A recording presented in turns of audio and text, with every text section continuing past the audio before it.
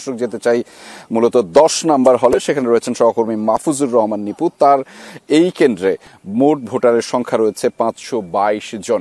নিপু, একটু জানতে চাই যে 522 জন ভোটারের মধ্যে কতজন ভোটার ইতিমধ্যে ভোট দিতে পারলেন, কি পরিস্থিতি দেখছেন সেখানে, বেলা বাড়ার সাথে সাথে ভোটারদের উপস্থিতি বাড়ছে কিনা?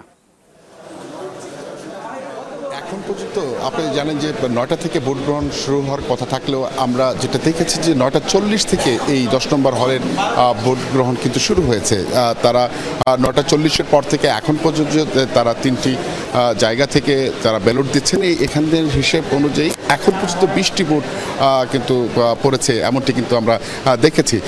আপনি জানেন যে এখানে 522 জন ভোটার তাদের ভোটাধিকার প্রয়োগের জন্য 10টি বুথ রয়েছে এবং এই 10টি বুথই কিন্তু ভোটাররা ব্যবহার করছেন ভোট প্রদানের ক্ষেত্রে। বাইরে কিন্তু দীর্ঘ লাইনও রয়েছে ভোটারদের, পর্যায়ক্রমে তারা ভোট দিচ্ছেন। আমরা কিছুক্ষণ আগে বাইরের ভোটারদের সঙ্গে যখন কথা বলেছিলাম, তারা বলছিলেন যে আসলে 9টা থেকে ভোট গ্রহণ শুরু হলেও 40 মিনিট ডিলে হয়েছে, অর্থাৎ 40 মিনিট পর থেকে কিন্তু এই বুথে ভোট দিয়েছেন। আরেকটি ভোট শুরু হয়েছেন, এখন পর্যন্ত 20টির মতো ভোট পড়েছে। আরেকটি বিষয় আপনাকে জানিয়ে রাখি যে এখানকার কিছুক্ষণ আগেই কিন্তু এখানকার যে হলের জিএস প্রার্থী রয়েছে মাজাহার, সেও কিন্তু এখানে ইতিমধ্যে ভোট প্রদান করেছেন।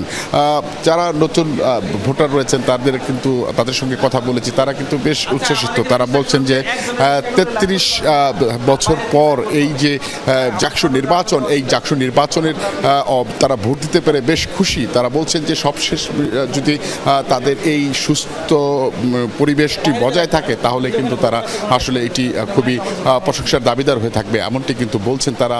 কিন্তু বলছেন যে আইন শৃঙ্খলা রক্ষাকারী বাহিনী, বিশ্ববিদ্যালয় প্রশাসন যদি একটি সুন্দর ভোট উপহার দিতে পারে, সেই বিষয়টি কিন্তু বারবার তারা তাগিদ দিচ্ছেন। আপনি থাকুন, আপনার মাধ্যমে আরো বিস্তারিত আমরা জানাবো দর্শকদের।